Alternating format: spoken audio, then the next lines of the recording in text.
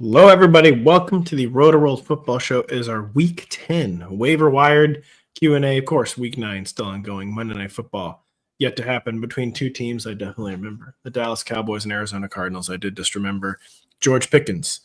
Long may he run this evening, especially on his touchdowns. They need to be long. Distance scoring league for myself. But that's Week 9. We're on to Week 10, Kyle. The whole season is officially more than half over. The fantasy season's been more than half over for a while. We're getting close to the fantasy playoffs. Injuries continue to mount. Star players, unfortunately. Tucker Kraft, torn ACL, out for the year. Jaden Daniels, a dislocated left elbow, or I don't know, maybe they didn't use dislocated, but no, I believe that was part of the terminology. I saw a few different things thrown around, but that was one of the ailments from that pretty gross injury. He's out at least a few weeks. Sounds like he could be back for the fantasy playoffs. Who knows what's actually going to happen? The Commanders 3-6. That season is lost. All my long way of saying injuries are mounting. The stakes are getting higher. Who is the fantasy ad of the week? Surely it's not a tight end who will instantly airball after finally having a good game.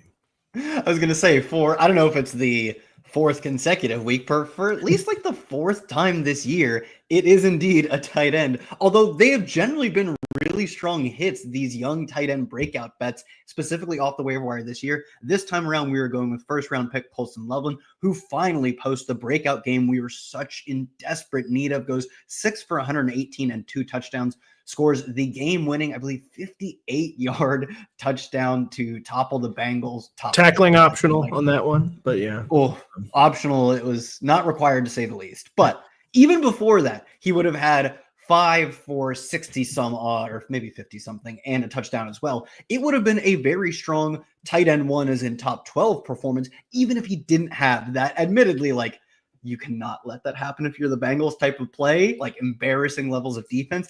Even if that never happened, it looked like a strong performance from him. Then, of course, he takes it over the top with which would have been on almost any other week, the tight end 1 overall performance. But Brock Bowers just going completely nuclear. Like, he's so good, man. I'm so upset that he missed so much time. Sorry to derail us. But Loveland, in the same vein as Bowers, it took him a little longer. Just these young, explosive tight ends that seem to be getting more and more involved in their team's offenses much earlier in their careers. Like, we did not get these kinds of breakouts in like 2010, 2012. This is a bit of a new phenomenon, but I think it's one that's probably a bit here to stay. And I think it will stay with Loveland, who you kind of have to treat as a tight end 1 going forward, especially with Cole Kmet dealing with, I believe this time, a concussion. He got banged up with a back injury a few weeks ago. Now I believe it's a concussion that he's dealing with. Don't know if we'll see him next week. Frankly, even if he's active, I have enough faith in Ben Johnson giving Loveland the start. Yeah, it's almost annoying how bad the Bengals defense was on that touchdown because it did distract from what was already a strong game. Because I feel like people's takeaway is that, well, I mean, I could have tackled him on that one. But yeah, he already had a huge game before that. Really interestingly, something I've continued to think about this season is like, man, Tyler Warren going before Colston Loveland, or Colston Loveland going before Tyler Warren. That's not looking too great. And now all of a sudden, kind of seemingly out of nowhere, this is a way bigger game than Tyler Warren's had at any point this season. Tyler Warren's been very consistent. Has not spiked weeks, though, really. So, yeah, things changing at tight end. Beyond tight end, I mean, the money positions, it's just not – who's like the running back? Is it Bashal Tootin? Like, who is the running back out of the week? Things are, I think, pretty grim right now at running back.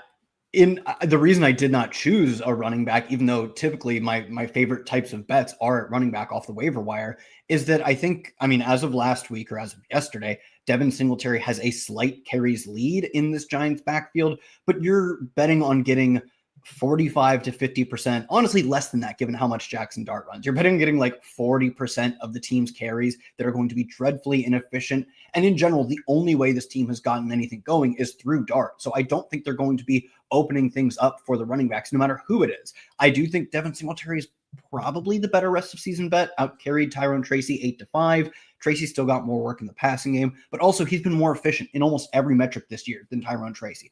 It is, the kids would call that a mid-off. Neither of these players have been particularly efficient this year, but if, last week you were watching what they were doing and saying like, oh man, they got to get Devin Singletary more work. And then they got Devin Singletary more work. That doesn't take a ton of dots to connect to say that like, as not as unappealing as either of these backs have been, one has played better this year, and that player, Devin Singletary, got more carries last week. I think he's probably just the starter going forward, albeit the starter on an ugly committee, on an ugly team. And that's why he's the least sexy. He's the best running back ad that we've had in like a while. Reminder, if you are watching live, to get in your questions. Now is the time. We've got a few rolling in. We're about to get to those. Just real quick, very humongous rarity at wide receiver is a mid-season addition who can actually become like a weekly starter in fantasy football leagues.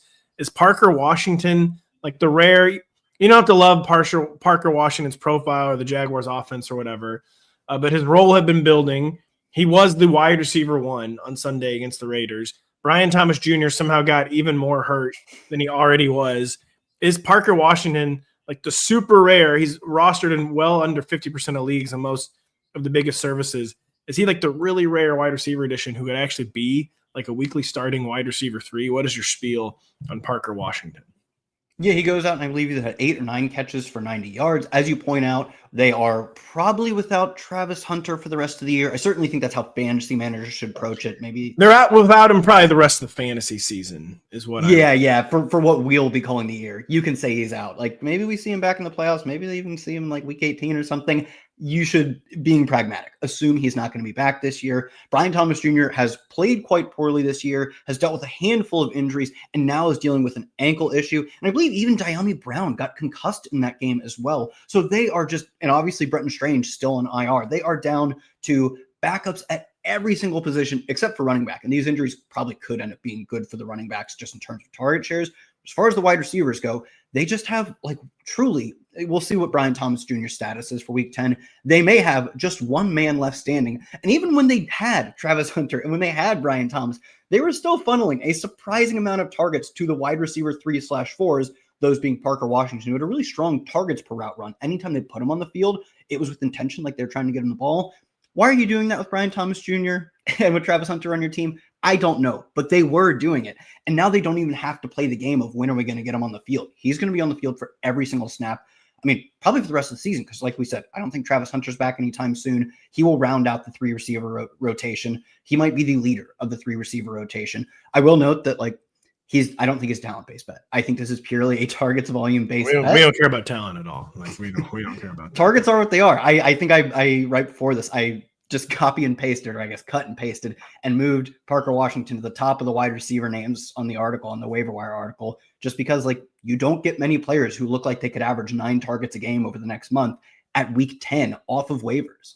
You cut and paste, you don't copy and paste. I don't ever use the cut feature. Well, I had to move him from the bottom to the top, and if I cut and paste, then I have to go back and delete. So it actually went faster. Oh, that's interesting. I for some reason never used the cut feature. I know that it's actually valuable. Where is Dr. Denny Carter is the first question.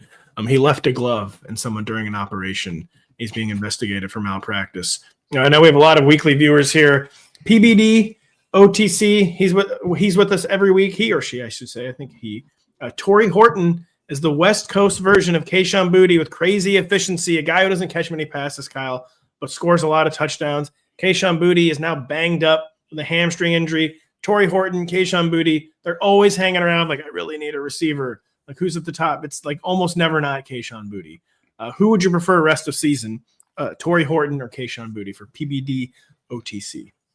I mean, just because of the injury alone, I believe it's a hamstring issue for Kayshon Boutte in which he left week 9 early. That reason alone, I'll go Torrey Horton. But I think even if you guaranteed me that both of them are healthy, I agree. It is very much like I have been wrong about Boutte, I think twice maybe. He's a difficult guy to be right about, I'll say. Yeah, on the start sits on Friday. I think I've had him in there twice. And I think on both sides too. Once is like, he got a lot of work last week. We'll see if this holds. It didn't hold. And then once like he doesn't get any work anymore. He's off the fantasy radar and he popped. Very difficult to predict. And I do agree that Torrey Horton, albeit Torrey Horton at least has a more manageable ADOT where if I think his targets actually can come up just in that he isn't exclusively being used as 20 plus yards downfield. Like we are getting prime Gabe Davis or like there just aren't many comps for he wishes he were prime Gabe Davis. No, you're right. That's only the ADOT in terms of the actual production. Gabe Marquez Valdez-Scantling, MBS, Christian Watson. Who was also on the Bills? Foster. I don't know, sounds familiar. I remember specifically, if you pull up like historic spreadsheets, it was like one of Josh Allen's early years, and he's like the highest ADOT player ever with like 30 plus targets. I'll find him in a second. Actually, that's a good engagement bait for chat. Who's the guy thinking of on the Bills from like 8 years ago? Who, was so. You think of Kelvin Benjamin? No, not Kelvin Benjamin. I'll find him. Tyrell, it's not Tyrell Shavers, but we digress. Even injury aside, I think Horton has a more well-rounded profile, both in how he's being used now, and more importantly, that he probably has more of a ceiling to climb to, given that he just entered the NFL, was a really strong prospect, and immediately looked like a better replacement for Cooper Kupp as soon as they put him in the lineup. I think they'll probably just resume Cooper Kupp runs 80% of the routes once Cooper Kupp is healthy. But what if they didn't? Because they really shouldn't. Really should not. Will, weekly viewer. Hello, Will. He's got Fergie, as he's known, on bye in week 10. I've been circling week 10 as a time of pain for me for quite a while. I have Dak Prescott in so many leagues, George Pickens in so many leagues. It's going to be tough for us Cowboys ride or diers. Kyle, we don't want to die without our Cowboys. His waiver wire options are Dalton Schultz, Pat Frymuth, or what's Musgrave's first name? I forget. Luke Musgrave on the Packers, who we talked about in our Sunday evening recap show. So tell Will his best option, but then talk about Luke Musgrave. Like, is he going to be – because I think it was you and I talking about Luke Musgrave last night. Mm-hmm. Is he going to be a top 18 guy for the Green Bay Packers? Could he even flirt with top 12 status? Because Luke Musgrave was a guy who was ascendant is strong, but he was like a name we were paying attention to in fantasy circles, a second-round pick. And then Tucker Kraft just came and blew him out of the water. Does Luke Musgrave get a second chance, maybe as a fantasy viable commodity with Tucker Kraft unfortunately done for the year? Yeah, Musgrave it was something like 300 or 400 yards as a rookie. But like you said, he was a second round pick who was a super athlete. And he looked like he was on like a superstar trajectory in his final season, if I remember correctly, at Oregon State. And then he, I believe, hurt his foot and didn't play any football that year. But he had like 2 incredible games. Then he goes to the combine. He's like, he's an incredible athlete. Then as a second round rookie, he has some production, which I was just mentioning in the past has been extremely hard to have any production as a rookie tight end. He does a little bit. And then, like you said, he just gets big dog by Tucker Kraft, who, like, if you're going to lose out snaps to any tight end, this past 2 years has proven that there are worse options to lose snaps than Tucker Kraft. That's not really an indictment of what Luke Musgrave is right now. I do think we'll go and see him play almost the entirety of the role in terms of just snaps that Tucker Kraft was playing. You cannot replicate what Tucker Kraft was doing in terms of yak. I mentioned it on the Sunday night show. He was historically efficient, truly like maybe the most efficient yak producer of the past 20 years. I don't think that will be replicated. And I think it'll be frustrating to roster Luke Musgrave because the target earning hasn't been elite. Like, it's not the role itself that makes Tucker Kraft such a great fantasy asset. Whereas guys like, look, I think Jake Ferguson's solid, but the role really, the fact that he plays every snap on a team that throws 50 times a game, that's really why you want Jake Ferguson in your lineup. Kraft was the opposite. It was that he doesn't catch many passes, and every single one could be a 50-yard touchdown. We won't get that from Luke Musgrave. But even at this point in the season, getting a guy who can play every snap on a team that when they want to pass, which is frustratingly infrequent, they can do it really well, I think he will be in that top 18 mix. Among the options we have here, Dalton Schultz, Pat Frymuth, or Luke Musgrave, I guess I'd maybe just go Schultz for floor, because I also don't know that, like, any of the ceilings here are great. Luke Musgrave is at best like a young, intriguing starting tight end on a team that just loves to run the football. Pat Frymuth, I don't know. I'd rather give Musgrave a look than Muth. Unfortunately, what you're hoping for with Luke Musgrave is basically what Dalton Schultz was already giving. That's what I was thinking. It's a little sad, but I do think that like Dalton Schultz is the tight end 15. If you get the tight end 15 out of Luke Musgrave, you feel like it's a win. So why not just take Schultz, right? I think I would take Schultz here. I do think Musgrave will probably crack the top 20, but we're talking crack. Like, he'll be the tight end 19 or 20.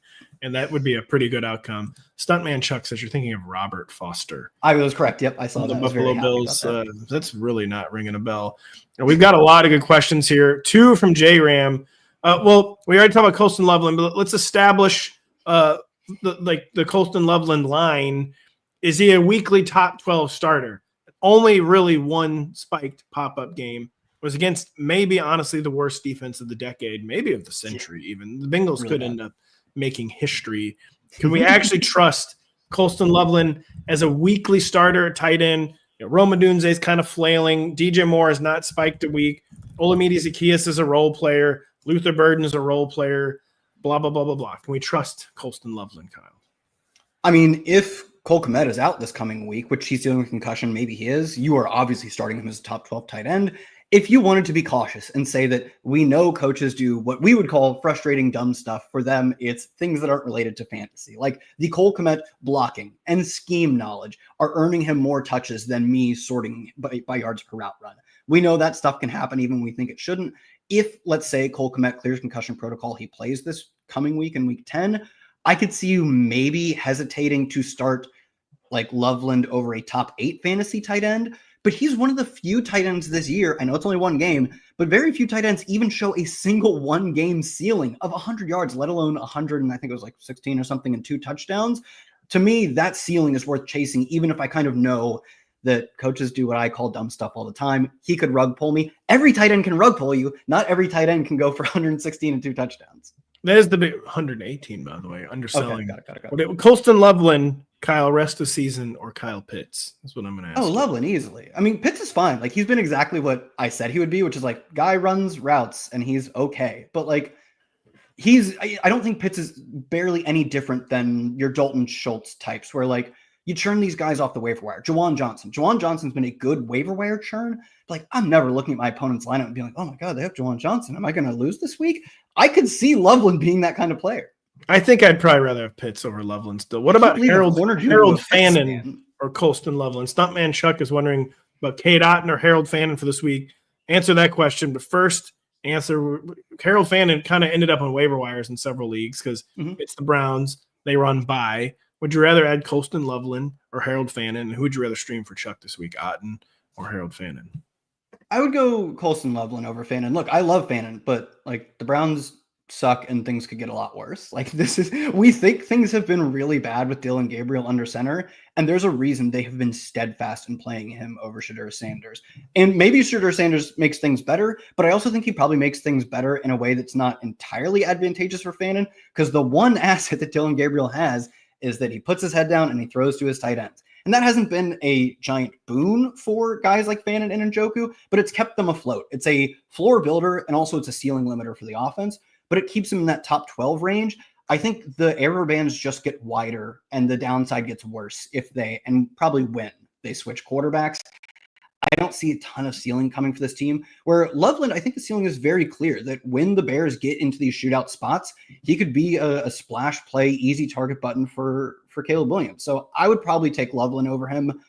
And that hurts me to say. In terms of Otton versus Fannin, like, grow up. It's clearly Harold Fannin. Like, let's not get crazy here. I'm not so sure about that, to be honest. But it depends, Chuck. I will say it depends on who's healthy at wide receiver for the Bucks.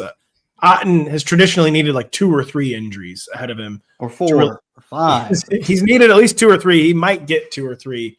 I would say, erring on the side of Fannin, monitor the Bucks injury reports there. Chuck also said, due to his excessive Brian Thomas Jr. bags, the bank examiners removed his mailbox and put up in coming soon, Spirit of Christmas, competing with Christmas traditions. Wow, he's getting rough out there. You got to really be careful with who you overinvested in fantasy. J-Ram wondering about Jaden Daniels' injury. Again, seems like it could be as short as 2 to 3 weeks, maybe season ending. The x-rays were inconclusive. He's getting an MRI. But does his injury mean Bill, Ja'Cory Krosky-Merritt, is doomed to die in a committee? Will he ever be signed into law? What is JCM's outlook right now with the Commanders' offense taking a huge hit without Jaden Daniels? I will say probably getting more run heavy with Marcus Mariota, though. What is the fate of Bill? Yeah, I don't know. It's looking pretty bleak. Like, guys who play on bad teams and don't catch passes, there's not a lot of juice there in fantasy. Like, we're not going to get lots of red zone / end zone work. Any game in which they are losing, you're starting Marcus Mariota. You're going to be losing a lot. Any games in which you are losing, he is completely game scripted out. Last week, and I think maybe a little bit of this was coming off the field in garbage time, but played less than half the snaps, got less than half the team's carries. He still ran plenty of routes. The guy just does, like, his profile, what he is capable of doing in the NFL, has no intersection. If it's a Venn diagram, it's 2 separate circles of what he does and catching passes. There is no overlap.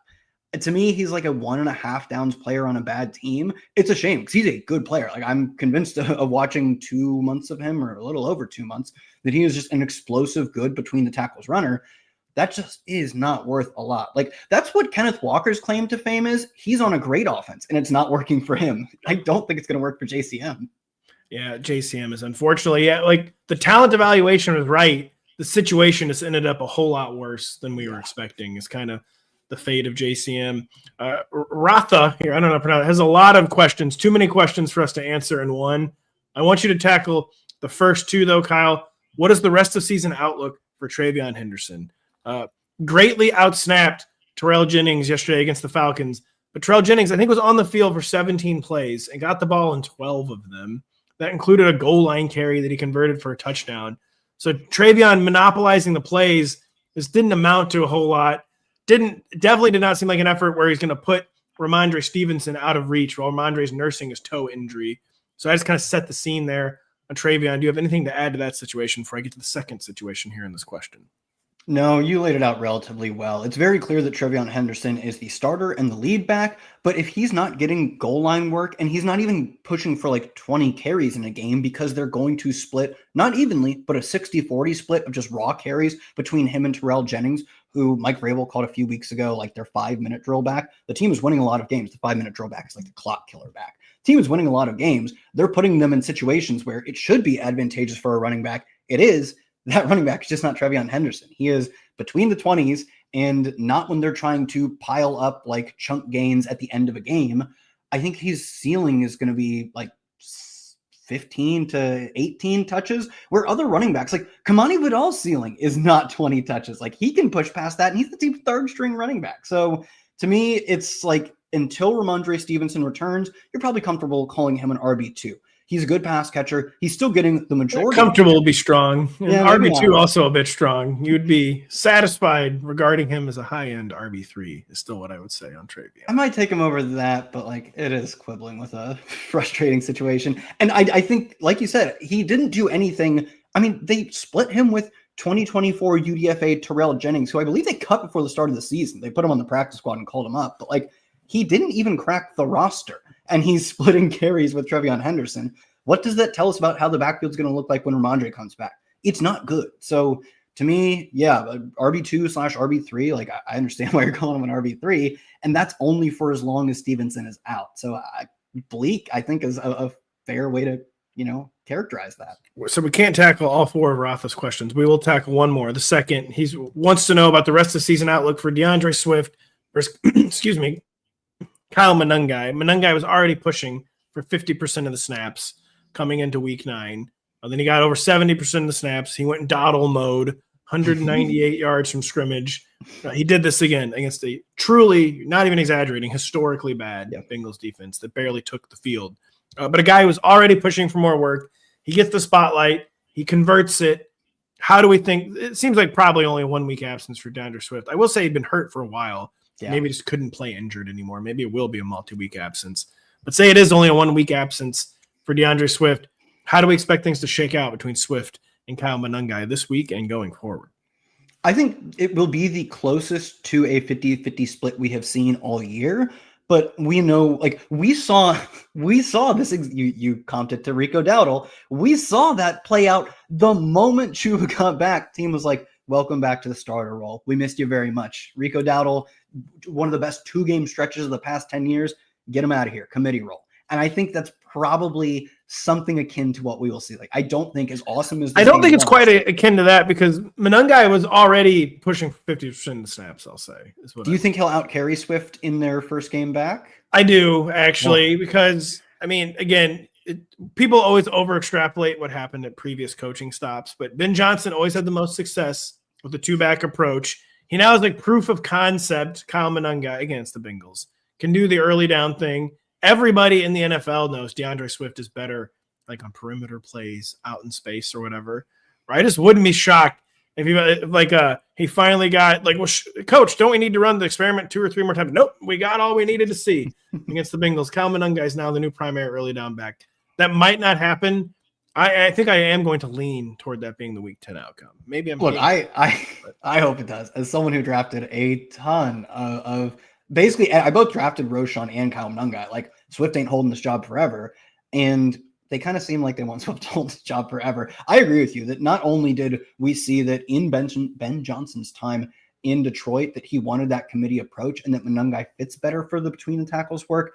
I just know that we've said, I mean, most recently we said it with Rico Dowdle. It's like, you can't put the genie back in the bowl. He's back in there. He fit. It wasn't even a struggle to put that genie back in the bottle. So maybe I'm just pessimistic because I think Monangai deserves more work and probably fits better as just the between the tackles, gets 15 carries to Swift's 10 kind of guy.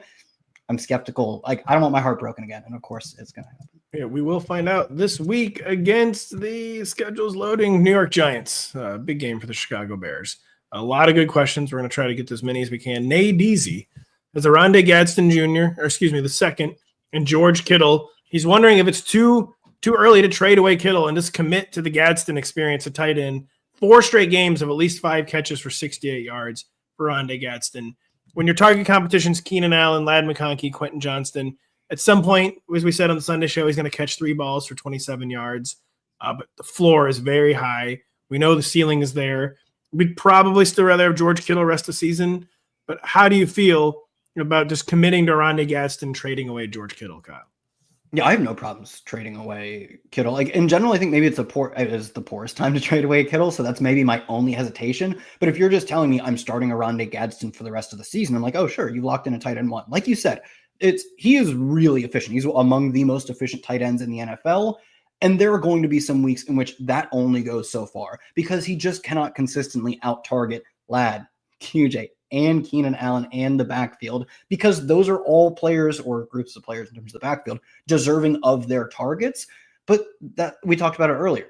Every tight end except for the 3 or 4 best have really low floors. At this point, if you're pushing yourself outside of the 4 best tight ends, I just want someone who I know can flip a matchup, which is very few tight ends can do. Gadsden has proved to do that. So I think it's perfectly fine to ride with Gadsden rest of the season. My only thought would be, Pat, are you more, I know you're going to say no, would you be more likely to flip it the other way and trade away Gadsden and keep Kittle? Because Kittle, his value has never been lower in terms of the 2025 season. I actually probably would do that, to be honest, because Gadsden will never be more valuable. He is a classic sell high, and that he's a guy who came out of nowhere. He almost certainly is at his peak. Like, I highly doubt the talent around him, Oronde Gadsden, is going to keep leading the team in receiving. He's led the team in receiving 2 of the past 3 weeks. I do believe in him as a weekly starter, but I have a hard time seeing how Oronde Gadsden could get better. I have a hard time seeing how George Kittle's stat lines could get worse, especially because Brock Purdy at some point will play football again. Sure. And it is a classic sell high situation for Oronde Gadsden. It would be a classic buy low situation if you're a shark circling for George Kittle. But I think they're both going to be comfortably top 8 tight ends the rest of the season. So it might not really make a huge difference. C. Kims is here every week. We already talked about Parker Washington. We already talked about Torrey Horton. We have not talked about Tez Johnson, not Tex Johnson. Not laughing at you, C. Kims. It's kind of a funny typo there, though. It'd be pretty funny if his name were Tex. Oh, also, that's a callback to last week. I was like, why isn't Pat getting this joke? Pat wasn't here last week, and he became Tex Johnson because someone typoed it. Okay, so Tex Johnson. How do we feel about Tez Johnson, who's been making splash plays down the field for the Bucs, but we just don't know the status of Emeka Egbuka. Well, actually, we do. We think he'll play. We don't know the status of Chris Godwin, I should say. How do we feel about Tez Johnson as a waiver wire target if you're receiver needy, Kyle? Yeah, it feels really fragile in the sense of as soon as one of these receivers comes back, whether it be like Mike Evans, not right now, obviously, but it will happen maybe like in a month and a half. We'll see about that, at least in the fantasy playoffs. I bet Mike Evans still thinks he's getting 1,000 yards. So know he does. Chris Godwin is truly up in the air dealing with what I believe they called the fibula injury, coming off of the ankle injury. No clue if obviously Evans isn't playing this week. No clue if Chris Godwin plays this week. I think even if just Chris Godwin comes back, Tez Johnson's role declines enough that you cannot play him because largely this year he's been the intermediate to deep threat, and you kind of want him running every route, getting every opportunity to find those 1 or 2 splash plays, which the Bucs have done a really good job at finding this year.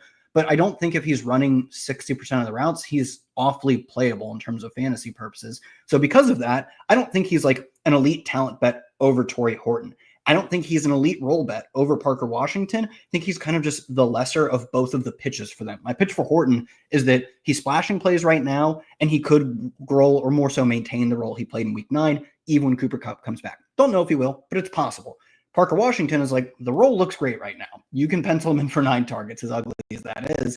Johnson just doesn't quite fit either of those bills, so I'd probably like rank him 3rd amongst them. I'm probably ranking him third there too, which is unfortunate because he does have matchup flipping ability as a wide receiver. He's good, So he's a decent ad. Even if Chris Godwin comes back, Tez Johnson's probably still a decent ad for this week, but a much better ad if Tez Johnson does not play. Johnny Vang wondering how did Gadsden fall the 5th round? I think it's probably just because they didn't view him as like actually a tight end. And he did not play. So his first year, or maybe his first or second year in college, he ran all of like 15 inline routes, which is like Alan Lazard as a wide receiver runs 15 inline routes in a season. So yeah, they just didn't trust him as a tight end. A lot of times, like big guys who aren't actually a tight end, who are secret receivers, then are just really bad receivers. But that is not the case with Rondé Gadsden. Turns out he's an elite seam up the middle of the field option. Not too cute. Wondering, is Rico Dowdle an RB1 rest of season, Kyle? Why is the answer yes? Yeah, I mean, he's dominating all the work and he's really good at football. I get that the Panthers aren't the most exciting team, but they're not also putrid. Like they're quite literally 5-4 and in the playoff hunt. And I think it's largely because they know how to protect/hide their quarterback. And well, at least they learned last week is to do it with an incredible running back and give him 25 carries, let him score multiple touchdowns, throw the football to him. To me, yeah, I would love for him to be like the difference between a few differences. The difference between him and Jonathan Taylor is largely that Jonathan Taylor plays on one of the best offenses in the NFL. Rico Dowdle plays on like the 24th best offense. I think if he played on the Colts, he wouldn't be as good as Jonathan Taylor, but boy, he wouldn't be that far off. Just look at how well he's played. And I think that's somewhat self-evident. To me, the selling point, or I guess the reason that you would not be excited about him, the fact that he's on the Panthers, is a reason he's not a top 3 fantasy running back. It's not a reason he's not an RB1. Rico, the NFL is frankly usually pretty good at knowing who players are and evaluating, and they quite frequently get the last laugh on fantasy players. The NFL was just wrong on Rico Dowdle. Straight up. He's an elite running back. They seem to be admitting that, of course. They're benching their highly paid starter, Chuba Hubbard. The NFL was just wrong. Rico Dowdle is an RB1. The Panthers have acknowledged that. JR Productions wondering, is Joe Flacco a good rest of season option, aka every week starter for the Bengals? Kyle, we know on this show, we've talked about a lot, the next Flacco rug pull is never far away, but he's never had Jamar Chase and T. Higgins. He's also, never been on a team with this bad of a defense. I think he can probably transcend, like the Jameis Winston thing always dried up, blah, blah, blah. The Flacco thing used to dry up. I do sort of think Flacco is almost getting to the point where he's undeniable as a weekly top 12 option, or is the next rug pull just still never far away? What do you think, Kyle? I mean, I think even in the rug pull games, like the 3 interception games, who cares? The 3 interception games are probably actually correlated to 300-yard games just because he even, playing that Jameis Winston style, the pain points of that for NFL teams and how it affects the win-loss column are not really the same as how it affects your ability to put up fantasy points. And the upcoming schedule is really nice for him. Steelers, surprisingly, one of the worst defenses in the NFL this year. Then Patriots, until they played Daniel Jones, I will say. Until they played Daniel Jones put up 24 fantasy points. I didn't look at any other stats from that. I just looked at fantasy points. He turned the ball over 5 times. But, I mean, he got some fantasy points against them. Steelers, then Patriots, who are subpar defense, then Ravens, who are bottom 10 or top 10 from quarterbacks' perspectives, and fantasy points allowed. Bengals, which should be at least a shootout, then Ravens again, then terrible Dolphins defense. Like, there are no scary matchups and a bunch of really good ones. I do think, like, QB1 rest of season sounds kind of strong, but also guy who plays in games that are exclusively made to score 70 points in total is like, and he throws Jamar Chase and he throws T. Higgins.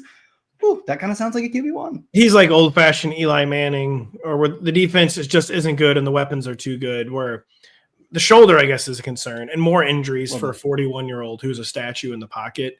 But yeah, it's hard to see how even when the rug bowl happens, how it will matter in fantasy. Speaking of good options, there's a lot of good questions. We're going to try to get to all of them. By the way, Elia, a weekly viewer, he's very smart, savvy guy too. I don't know if the Chiefs are going to trade for DeAndre Swift. I'm putting you on blast, Elia. I don't think that's a good prediction, but we'll see if it's right. I wanted to put it out there because if it was right, I want Elia to get the credit. Jay here, Bashal Tootin slowly breaking his heart. We thought maybe coming out of the bye he'd have a bigger role. Travis Etienne remains not good. Jaguars can't pass. Tootin not doing anything. What do we tell people on Bashal Tootin, Kyle? Yeah, I think he's just stuck in the same holding pattern of like very interesting stash. Like he looks like a good between the tackles player, but he got 22% of the team's snaps last week. It was higher before the bye, and it was higher multiple times in the first 8 weeks of the season. He got less than a quarter of the team's carries, which again had been higher 3 separate times this year. So to me, yeah, he's a very interesting, maybe he can crack your lineup. Like if you're truly desperate, guys like Tyler Algier or like Blake Corum are like, man, hope he gets in the end zone on one of his 8 carries and 1 catch. And Tutin's done that a few times this year. And that's worth at least rostering as we hit like the final stretch of buys and hopefully, although this is obviously not true, final stretch of injuries before the fantasy playoffs. And then he has the upside of if anything happens to Travis Etienne, he's probably getting a lot of work. I actually do think they'd involve LaQuint Allen a little bit, but it would be a lot of Bashal Tutin.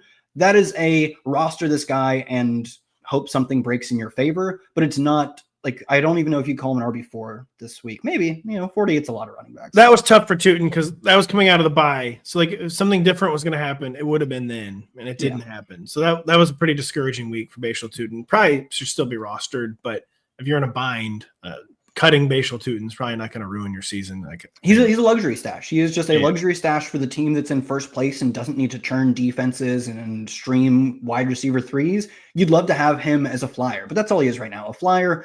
And if you're desperate on buys, like you could start him. It probably won't go well, but he scored last week. Pepe Johns, interesting username. Are we concerned about Amarian Hampton affecting Gadsden's target share? Amarian Hampton was catching some passes. We're really worried about him for Kamani Vidal slappies. He's eligible to come back this week, Amarian Hampton. They made it sound like it was probably going to be more than a 4-week injury, but then I don't know. They saw Kamani Vidal play. Maybe they're going to rush back Amarian Hampton. Are we concerned about Amarian Hampton from just anyone on the Chargers perspective? We got 4 guys really cooking in the targets department right now for the Chargers. Not really. I'd almost be surprised if he comes back and earns the same level of targets that he did in that like final 2 or 3 games. Because in the first few weeks of the season, he actually wasn't earning a lot of targets. And sadly, it kind of made sense when you're having a Quentin Johnston post breakout, when Keenan Allen looks back to form and you have Ladd as your wide receiver 3. I also probably would not target my running back very much because throwing to any of those guys is more efficient. Now, Arande Gadsden, who's in like a special rookie breakout league, is on pace for one of the better rookie seasons for a tight end we've seen. Are they really going to keep throwing to Hampton, which they only did for like 2 or 3 weeks? I don't know. Of course, Hampton's return could eat into these target shares, but I don't think it's specific to Gadsden. And I frankly just don't think he'll have quite the same target share that he did in that like final game or 2 before he got hurt. That does scan for me. And Hampton is a classic, like follow the updates this week because we just don't know what's happening there. J-Ram, are we convinced A.J. Brown is actually back this week? It seemed like maybe a 1-week absence. Then they went on bye. It's still been getting mentioned in trade rumors. Probably not going to happen. No. Are we convinced he's back? Or should J-Ram sell coming off the bye before he starts quoting Sun Tzu again, Kyle? I mean, in terms of health, I am pretty confident he's back. All the reporting was that it was expected to be a 1-game absence. Plus, obviously, the bye helps with that. So I would assume relatively confidently he is playing this coming week. Do I think he is full capital A, capital J Brown? I don't know entirely. Like all of his numbers are down this year, and that's in part because the offense was playing worse, but also even the stuff that tries to separate wide receiver talent has not been awfully kind to him. He's also not running away with the targets lead compared to Devonta Smith or the air yards lead compared to Devonta Smith. So I still think that like we are due for frustration. Like we will get frustrating games where it felt like when A.J. Brown was at his peak, even on this dreadful for fantasy purposes, Eagles passing attack, the team would throw for 235 yards and be like, well, A.J. Brown's got 100 of those. I don't feel that confident in A.J. Brown, albeit like this isn't what you're not going to bench him, right? So I don't know where I'm going with this. What is the action item here? Be prepared for frustration. Do not bench A.J. Brown. Well, is he someone you should be looking to offload off your team? Too, I guess, is a question. Big name, could still command a return. There might be someone who's gambling. He has to be more involved in the second half of the year. Would you be trying to trade A.J. Brown? I don't know, probably not. Like, what do you think you get in return? He's had like 2 good games this year. Yeah, that is the huge problem with A.J. Brown is that you could not get equal value because we're also looking at the same game logs, and it would just be frustrating. I do think his worst football is probably behind him. I agree with that, yeah. They've been forced to open up the offense more. It's not the Eagles' offense we saw the first 4 or 5 weeks. I think it is reverting back to more balanced, spiked weeks are possible passing attack. Thomas is wondering, is Woody Marks droppable in a 12-team standard 2-flex league? He's got a lot of running backs. Woody, he shouldn't be on the waiver wire. He also shouldn't be in lineups, though. He's in like that weird in-between zone. In a perfect world, you keep him. But let's just say if forced to cut Woody Marks, Kyle, what do you think the odds are you would regret it?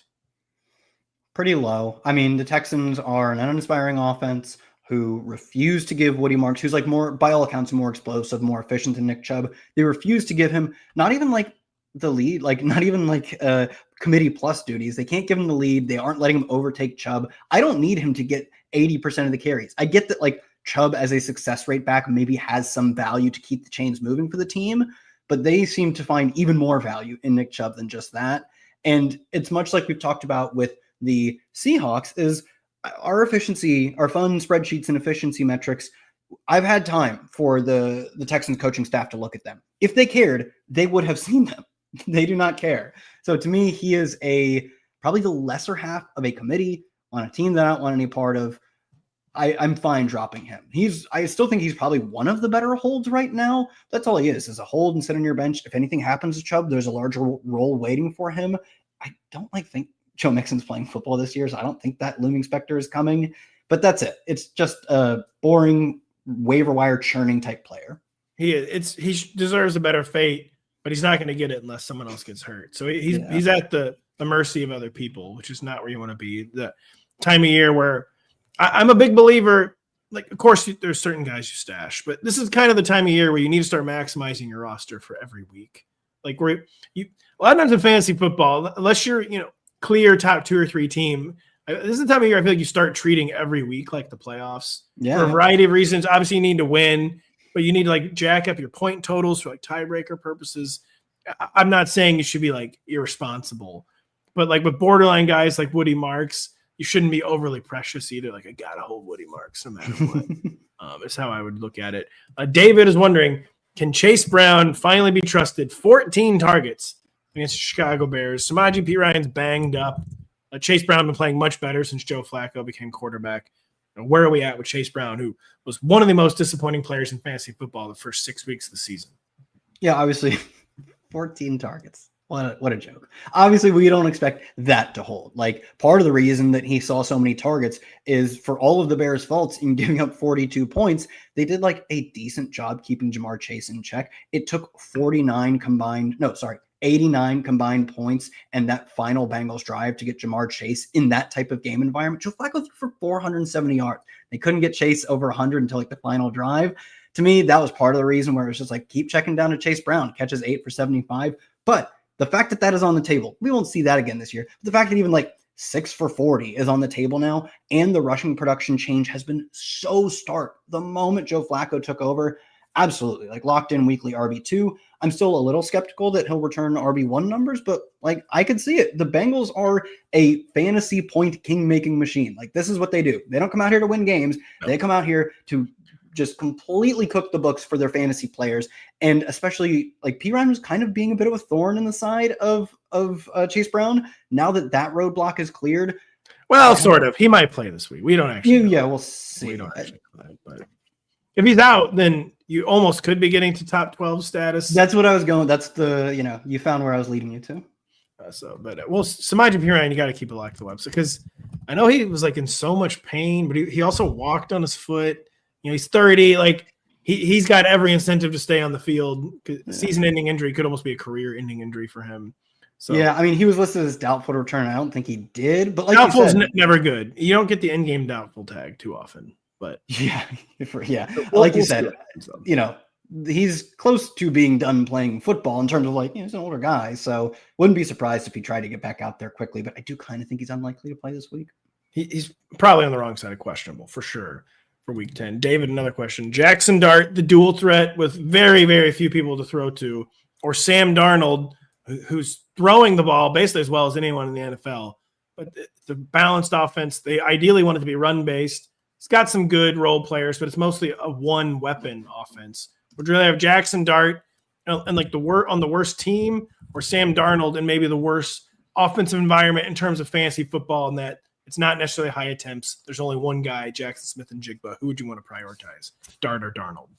Oh man, I think I'll go Dart. The rushing numbers have just been so good. Another 50-yard and rushing touchdown performance. I believe he's at 5 starts, if I remember correctly, and has hit 50 rushing yards in 4 of them, maybe at 6 starts, has 3 or 4 rushing touchdowns as well. And the passing, while a work in progress, has improved since he really looked like shaky as a passer in his first few games. It's gotten better over the past few weeks. He is progressing from being what looked like a true mono threat in his first 2 or 3 games to not a great passer, but a legitimate dual threat. And the rushing part of that production is as good as you'll find from anyone who isn't a tier 1 rusher. And even then, like stacking up 50-yard and touchdown games is flirting with tier 1 rusher type stuff.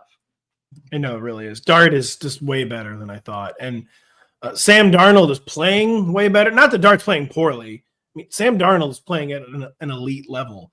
It's just a little too tenuous for fantasy football where Darnold is going to be a great pick your spot streamer. Dart just seems to be an every week starter at this point. A lower end one because ultimately the ceiling is very dubious in this Giants offense, but he's hitting the floor every week and he has spiked several weeks. Let's see here. By the way, we've got about 10 minutes left. If you've been sitting on a question, now is the time to get it in. Metal Mask, wondering what's the weekly Mahomes temperature check. They had kind of been building towards a game like they had against the Bills where they've been getting away with it for a shockingly long time, but just not a good overall Chiefs day. Really bad day in fantasy. I think it was the lowest completion percentage of his career, they said. What? He wasn't hitting anything down the field. Mahomes, I thought it was kind of one of those Mahomes games where I thought he was playing reasonably well. Just wasn't really getting a ton of help. He missed a few throws. I think they're headed on bye now. I've been flirting with the take, maybe the Galaxy Brain take, that we're almost getting like one of those tight end situations with Rashee Rice where I feel like since he's been back, the offense has been a little less dynamic and that it's not trying as hard to do cool stuff. I think there's been a little bit of too much of the element of Rashee down there somewhere, and down there's 8 to 9 yards beyond the line of scrimmage. Not even 8 to 9 yards, like not even close to that. It's like 4 to 5. Yeah, just do you think maybe there's something to that take? And I think it's a good time for them to have the bye because I think they need to evaluate and assess, like, it's really great we have our best pass catcher back, but how can he elevate the whole attack and the other pass catchers and not just be like this targets receptacle in and of himself? So basically just give us your state of the Chiefs offense right now. Yeah, one, very obvious rug pull against my regular season Bills, complete.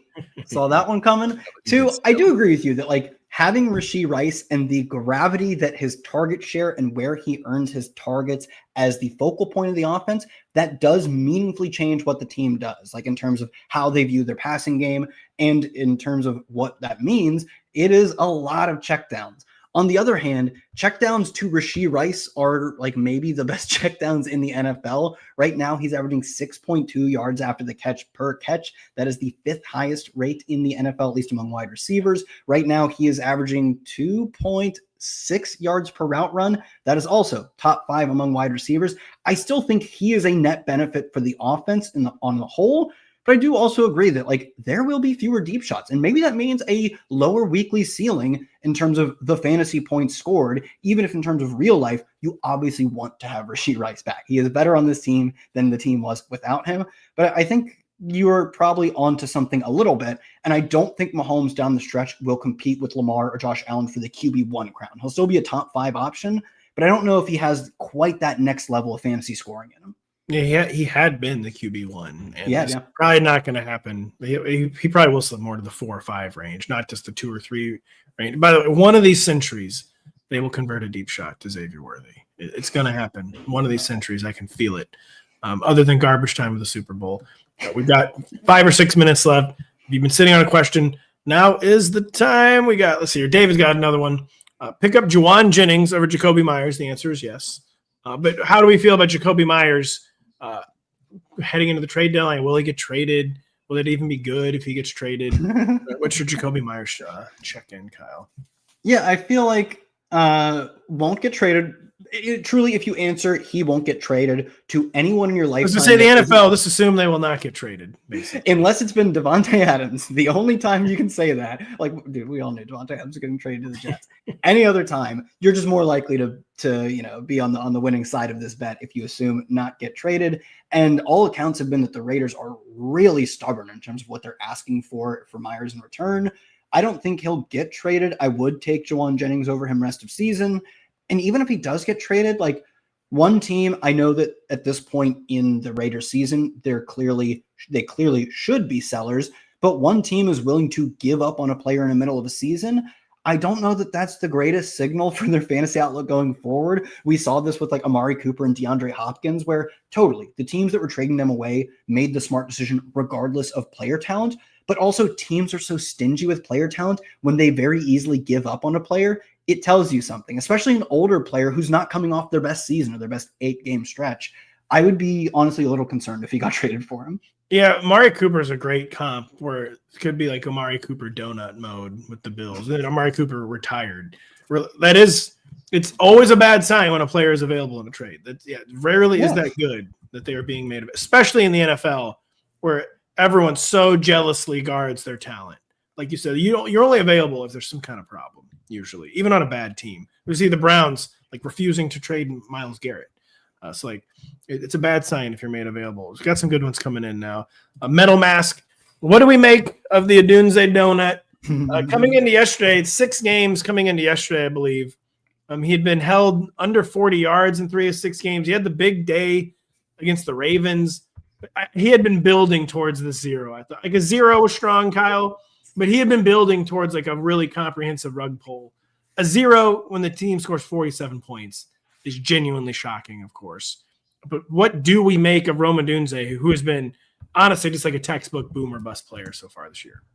Yeah, I mean, we definitely sort of ran good at the beginning of the season for him to be playing a relatively, I don't say exclusively deep threat role, but functionally very similar to like what Marvin Harrison does. And we know how frustrating that can be. And for him to just keep breaking out for, I'll read them off, 16 points, 32 points, 15 points, 17 points.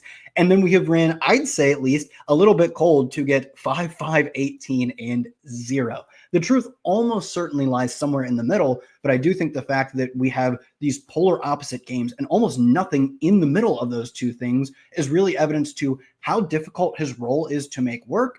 And I think how much Caleb Williams is maybe not suited to make that role work. So yeah, like I said, I think he's probably just still a wide receiver 2, but he was also never a wide receiver 1, even as he produced like it.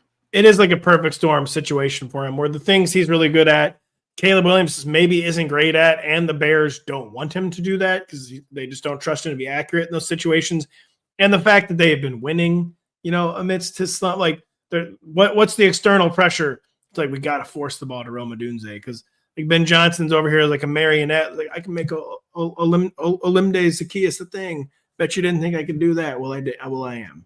And so like that's not great that they're getting away with it. Essentially, I do think low end wide receiver 2 is where I would settle because the wide receiver 1 weeks will happen, but so will the wide receiver 4 or 5 weeks. And he's just a take your lumps wide receiver 2, not what you thought you were getting, especially at the beginning of the year with the hot start. That's how I would frame Rome Odunze. Thomas, Drake May is fantasy football quarterback number what rest of season, where Drake May is playing at such a high level, Kyle. He's just not quite getting the volume. I mean, he continues to have big fantasy days, unlimited passing volume. Rushing volume is solid, but he's been a poor man's Josh Allen in more ways than one. What do we think? Can he finish as a top 5 fantasy quarterback? What he's been producing as so far? Yeah, top 5. I think he'll get that with ease. To your point, I don't know with ease because there's Lamar, there's Josh, he's still not ahead of Hurts. He's got to basically jump Mahomes, is what we're saying. Well, he's got one spot to clear for that too, or there's 5 left, even if he can't beat Mahomes, which is like kind of similar to what I think they'll be going forward, where Mahomes' rushing production from the first month of the season when he was in true desperation mode will probably come down. And while the passing production necessarily won't come down in terms of like the overall stuff, the explosive plays, maybe with Rashee Rice will come down. Whereas you have a bit of the opposite situation with Drake May, where the rushing volume still looks strong, but just the lack of weaponry really does, for his own purposes, make a fantasy ceiling a little bit difficult. And like you said, he doesn't have elite passing volume either, where in any game where points are going to be scored, the Chiefs are totally fine saying, like, we will not run the football once. Mahomes will beat you. And he generally does do that. So I think that is the bet. I think it's one of those 2 players for QB4, and the other one just takes QB5. I think I will say QB5. That would be disappointing if he finished outside QB5. Yeah. That'd be something like Herbert or maybe Dak, like taking it from him. Mm-hmm. It's like Matthew Stafford's not going to take it from him. And So QB5, it would be very disappointing if he not finishes QB5. Let's see here. We got time. All right, J Ram's he's been a very good viewer today. Let's see. Got to complicate. Hey, is Mahomes, Dak, and McCarthy in Dynasty with no real available roster spots. Roll the dice with McCarthy or stream. So he's talking about buys this week or stream. Start JJ McCarthy or stream Rodgers, Geno, or Tua. Kyle. I'm not starting McCarthy. I'll tell you that. I didn't see enough. Like I saw, it was interesting. The Ravens have been playing better defense since their bye. McCarthy will not be a priority streamer. Do you disagree with that, Kyle? No, yeah, not a priority streamer. Although, man, this week is brutal for it's streaming. Bad. I mean, it's real this bad. Person, J-Ram, laid out some of the best streaming options. Your other ones are like in Dynasty. This isn't the case, obviously, or like Michael Penix, maybe, or like Fields, Marcus Mariota, Penix, all come. Fields is a fun one. I mean, he's not actually that good, but he's a fun one at least. He has 3 games where he started and he didn't throw for 50 passing yards. How does that happen if you're an NFL quarterback? And then he has like 3 or 4 games where he's a QB1. I think I might take McCarthy over those 3. I wouldn't. Either just bank floor with Rodgers, go ceiling hunting with Geno now that Bowers is back. Yeah, okay. I would honestly rather even stream Tua over McCarthy because Tua, you're basically getting a 100-yard Jalen Waddle game. Maybe you're getting a Devin Achane receiving touchdown.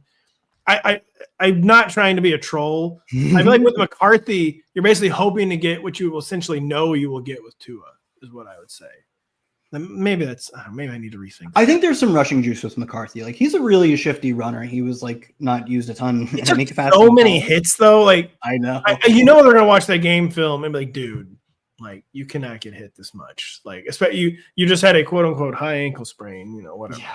Who knows if that was the case? But you know what? You sold me on get hit this much, young man. You sold me on Geno plus Bowers is better than McCarthy. When you invoked the name of Brock Bowers, and I was like, I'll buy whatever he's selling. I'll take it. Unfortunately, we'll talk about JJ McCarthy, I'm sure, all week. Unfortunately, we're out of time today. Thank you so much for your questions and participation. Quite literally, we could not do it without you. If you were not here, if you're listening to a replay, we hope it's easy to follow. Try to read the questions out loud. I think we got to all the biggest waiver wire names this week, which wasn't that hard because still just not that many big names right now. But if you want to read more about Parker Washington, Bashal Tootin, Colston Loveland, check out Kyle's waiver wired article. Check out all of our shows the rest of the week. So for Kyle Dvorchak and Patrick Daugherty, thank you for listening. I'll be back on Tuesday with Denny Carter. Kyle will be back on Thursday when we break down the entire Week 10 slate.